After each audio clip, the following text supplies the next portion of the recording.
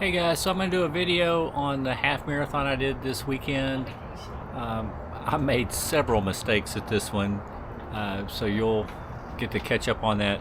Going into it, I kind of took some things for granted.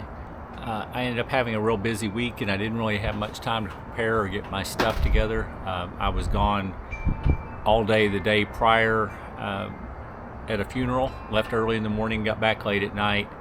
The day of I thought I would have plenty of time race day because this was going to be a PM half to get ready, but then I got called into work. There was someone that couldn't make it in, so I ended up working for a while at the running store. So I ended up kind of running back and doing it quickly.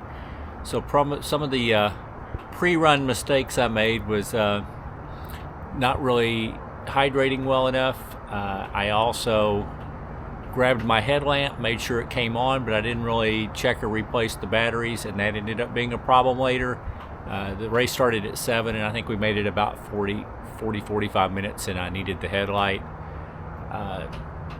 My headlight was really weak throughout the night, and that ended up causing some other issues. Anyway, I'm going to show you a little bit of footage from before the race and that describes the race. Then I'll show some photos from the race. Then I'll come back and give my description of how it went and what else went wrong and what went right. Anyway, check in later. Hey guys, welcome to another video. Today I'm out at the Paris Pear race. They are holding what's called Paris Pear. It's in Paris, Texas. If you'll see, we are starting under the mini Eiffel Tower with the cowboy hat in it that we do in Paris, Texas. It's put on by Blaze Trails Running, which normally does all trail races, but this one actually is paved. It's on the net trail, which goes for 130 miles in North Texas, but the section through Paris is paved. They put on this morning, Saturday, September 23rd, they put on a 100K, 50K, marathon, half marathon, 10K, 5K. And the reason it's Paris Pear is you can run that race, and then on Saturday night they're doing, they did a marathon that started at 6 p.m. I'm running the half marathon starting at 7 p.m. And then there's also a 10K and a 5K starting at 7:30 or 8. I think it's 7:30. So there's options to do different distances, and there are people running both morning and evening. And I have friends that are running the marathon both in the morning and the evening, and I've had some friends going by that are doing the 100K that are still out there from this morning. Anyway, it's a fun race. It's very fast. We're on this, the net trail is really a rails to trails conversion. This portion's paved, but it's going to have a canopy of the trees the whole way, which is actually a real good thing because today we are maybe we might have hit a record high for the 23rd of September. I heard earlier it was 98 and the all-time high is 99 for this date. I don't know if we hit 100 or not. I haven't heard if we officially hit it, but and it's fairly humid too. So I worked a little while at the running store today, and about 2:30 when I was leaving, they said it was. Hi. It's videotaping, otherwise I'll say hi anyway. Y'all okay? This is Jeff. It's his first Hi Jeff. His first Do you mind? half. I'm putting you on a video if that's okay. Okay. Yeah. Just to. There's a camera facing you right now recording. He documents his races. Okay. Awesome. So And say hi. you're helping We're lead guiding, through. so Yes. it's his Yes. first, Awesome. First First half, half. and it's my first time guiding at night. We'll be fine. Y'all will do great. This is a nice trail for that because it's actually pretty flat. And he doesn't need a headlamp because he can't see anything. Oh, shut You up. need one though. Hey, I have a headlamp. Nice to meet you, Jeff. So, this is, so anyway, I'll be doing the half here in just a few minutes. They're starting the pre-race briefing, so I probably should go listen to that.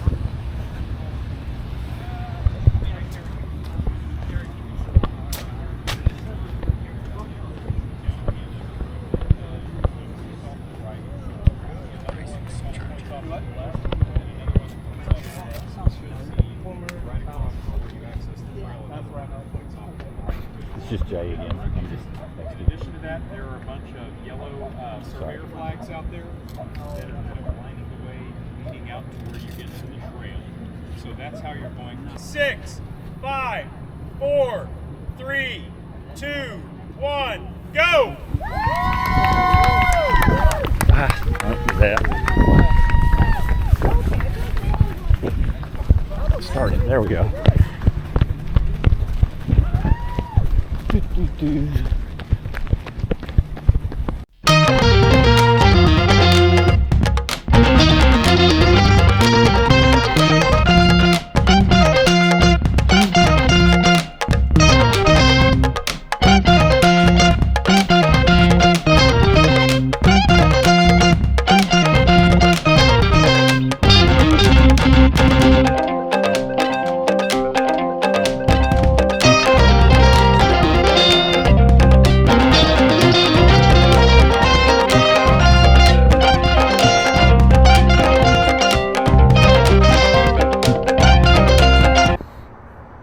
Okay guys, so I started the race and things actually started pretty decent. I was the first, like I said, 3 or 4 miles, I was moving pretty well for me. I was sub 10-minute pace, which my goal going into it was maybe running a 2:15 or so. It was starting to get dark. I turned on my headlight and realized I did not have a lot of power. I tried to put it on a high setting and it would just flash and go off, so I had to keep it in a low setting. So I tried to keep the headlight off for a good while too, and I ended up stepping on some uneven pavement and rolling my ankle outward. And you'll see I've got a good little boo-boo there. That didn't really bother me a lot during the run. That wasn't really an issue, but I did roll my ankle pretty good, and it's pretty bruised now on the outside of the foot, but that wasn't a big issue. I also made the mistake. It was in the 90s when we started with the humidity. I think it felt like 100 or more. So it was a very hot day. I think we might have set a record yesterday for temperature. It was around 100 degrees on September 23rd here in North Texas. We definitely had hotter temperatures in July and August, but this is really hot for this time of year. But I actually started out feeling pretty good. I was keeping a constant sub 10-minute pace, or right around 10-minute miles, and I was happy with that, but I don't think I drank enough, and like I said, I went into the race a little dehydrated anyway. Because I wasn't drinking a lot, we passed. Another thing I didn't do, because I thought I knew this race, is I didn't read the pre-race documents like you should, or even listen to the pre-race briefing that well. I got to there was an aid station at 4.1 miles. I decided not to stop because I still had a lot of water since I hadn't drank a lot, and I thought there was a water stop around 6.5 miles. Well, I was wrong. I should have listened to the briefing and read the document. The only aid stations were at 4.1 and then at about 9 miles. Well, I got to mile about 6.5 to turn around. There was not an aid station there, and I had run out of water. I was just carrying one like 20-ounce bottle, and so then I got rather dry and was that ended up catching up with me, I believe. Still was moving at a pretty good clip. I got to made it to mile 9. I was still averaging under 10-minute mile pace, but all of a sudden I think the fact that I was pretty dehydrated caught up with me. I filled up the water there and tried to catch up, but really the wheels started falling off at that point. I started kind of going to a run walk. Had little encounters. I heard a good friend of mine go in the opposite direction that saw a snake, and she screamed, and that kind of startled me. Then I got about another quarter of the mile up, and there was a dog that came shooting out of the woods along that trail barking at me, but it didn't really bother me other than startled me a good bit. Where I really made a mistake, it's totally my fault because it was well marked, but I don't know if I didn't see it well because my headlight was so dim.